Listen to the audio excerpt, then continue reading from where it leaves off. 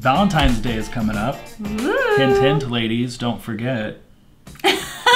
I never really liked Valentine's Day just because, I don't know, we have like anniversaries. I will say, so of course I like Valentine's Day because I like chocolate and flowers and being showered with affection. So you just want another day of gifts. I like it, but I will say out of all of the holidays, it's the one that I'm like, it feels very commercialized. Yeah. So I still love it, and there's lots of things I like about it, but I don't know. I think it's just weird because it's commercialized and it's a holiday about love. Been married a long time. Too long. How long have we been married? Going on 7 years this year, right? In October? Yeah, 7-year itch. The proposal, so where it all started, we were doing a backpacking trip in Europe. And where did we go first? We went to London. I remember this now. We went to yeah. London. We went to London and then we went to Dublin, had a lot of fun there, but I proposed in Italy. In Florence. When we were in Florence.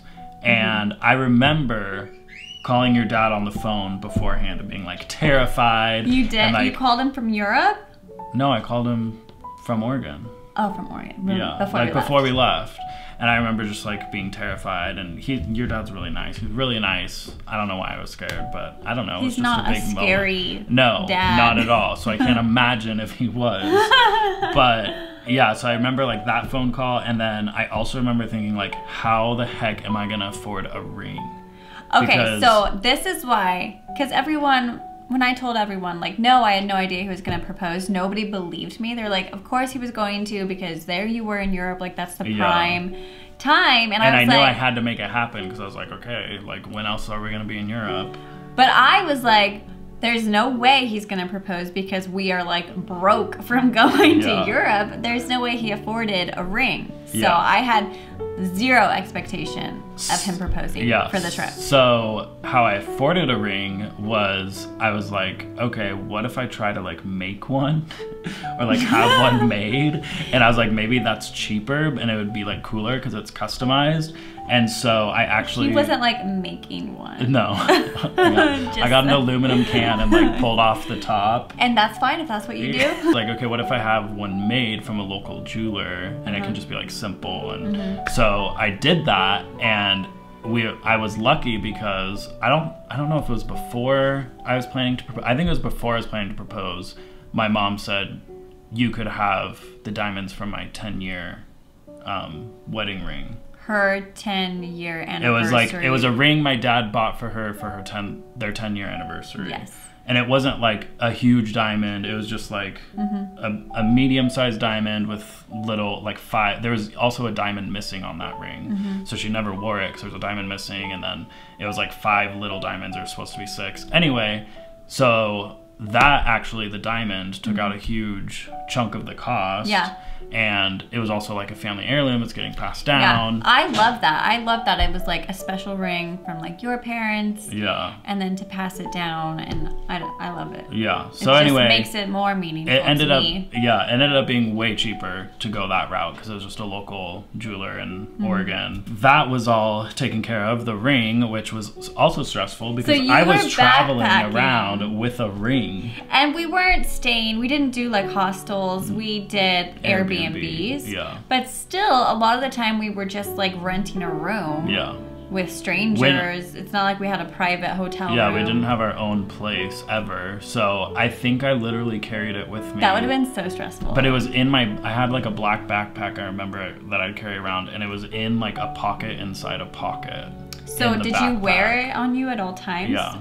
You did? And I had this, oh my gosh. And I had this strap like always wrapped around my wrist. Like if we were sitting down, I always had it like attached to me. So if someone like came and pulled it, Because we had a lot of fun in Europe too.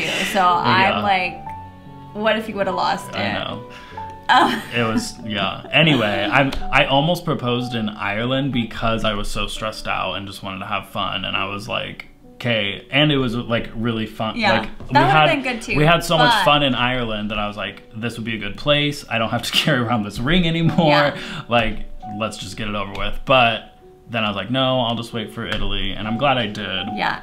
Florence was beautiful. Florence was beautiful and so romantic. We had reservations for this restaurant. I still know the name, but I can't pronounce it because it's in Italian. So we went to this restaurant. We'll put it in the description.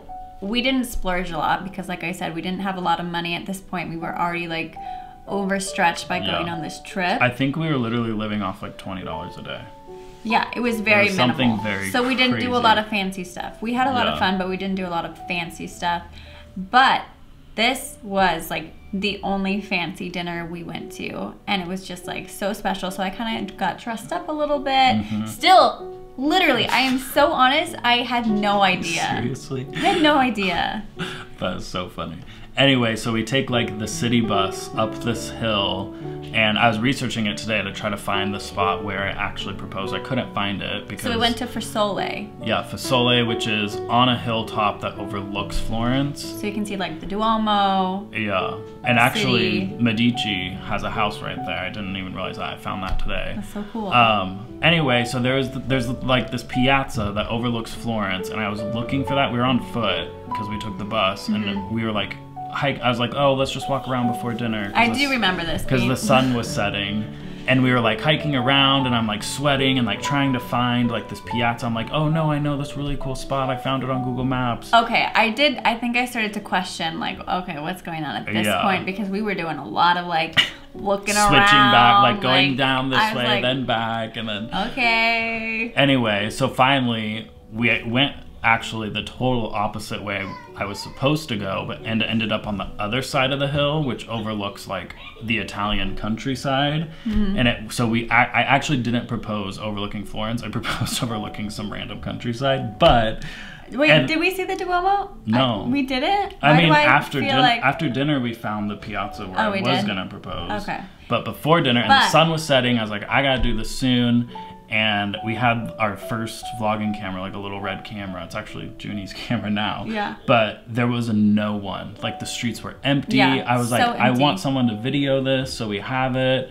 And like all of a sudden, this older couple started walking. Like right as we get to the edge of the cliff, and there's like an opening of like this beautiful view. There's this couple. I was like, it's now or never. Got to do it. So I don't even know. They didn't really even speak English. Recording. And I had it record. I already pushed record because they didn't speak English, and I couldn't like tell them what was gonna happen because then Kelsey would obviously know what I was gonna do. So I literally like handed them this camera. And I was like, take our picture. Yeah, and I was like, oh, here, take our picture, because I didn't want Kelsey to like catch on. And then like quietly, I was like, it's already recording. Just point it at us.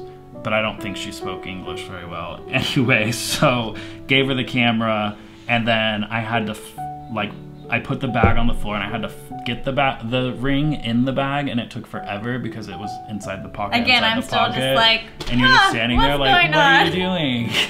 Let's take our picture. I'm like sweating bullets. I'm like, oh, I can't get the ring out. And then like this lady has the camera. I'm like, is this gonna be okay? I found the ring, and then I got down on one knee, and I was proposing, and the lady started hitting the camera button. See it. Like in the tiny clip, so he gets on one knee and she goes, yeah, she didn't know what was gonna happen. No. So then she hit the shutter button and it stopped the video recording. But so we have pictures of it, but not the video. No, we basically have a clip of Corbin getting down on one knee and me going, and then it's pictures. Yeah. Also, the kids are playing in the room, so that's probably what you hear in the background. Yes, being crazy. So that's what happens. This is the order of events that happens when you propose, and then this happens and you hear screaming in the other room. We don't have a video of it, but we have pictures, and then we just had a really good dinner that night. The splurge dinner. Yes, I remember just like I could not stop staring at my ring, feeling so like, oh my gosh, this is so incredible, feeling so lucky, like wow, he proposed in Florence on our backpacking trip in Europe, like so romantic. It's just like Cloud pretty cool. Nine. It was really cool. And then we went to Paris after that. Yeah, so like the first place we went as engaged was Paris. So that was like amazing. And then like our Airbnb host in Italy, he actually like gave us the whole place to ourselves. He and was it was awesome. like in the attic of the church where Michelangelo like studied cadavers, It was which just, is like, kind of not romantic, so but surreal. kind of. It was so surreal. All of it Yeah. was surreal. Yeah. It was amazing. So that's kind of our proposal story, and now we have 2 kids. Yep. Been married for 7 years. 6 years. 6 years. 6 years?